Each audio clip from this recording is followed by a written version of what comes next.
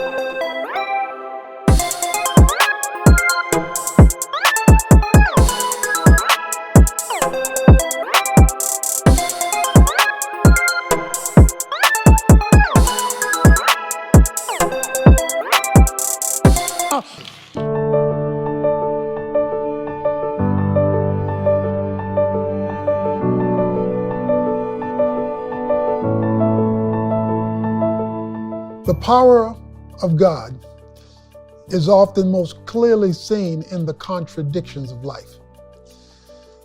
When you're caught between a rock and a hard place, when you find yourself stuck out on a limb, when you find yourself up a creek without a paddle,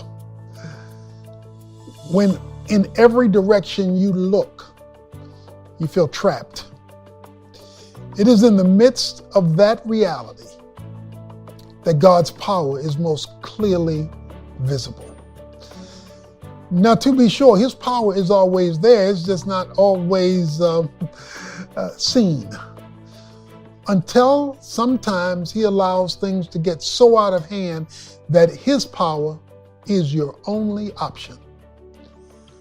So when life crushes in on you, when hopelessness seems to reign and there is no way out, when you look north and south and east and west, and all you see is calamity closing in on you, then, in a unique and special way, God often breaks through and lets you know He alone is your answer. That's why Job could say, I looked for Him and couldn't find Him. In every direction I looked, He was invisible to me. But then he remembered the power of God, and he says, when I get through this travail, I'm going to know how real God is. So I don't know where you need God's power right now. I do know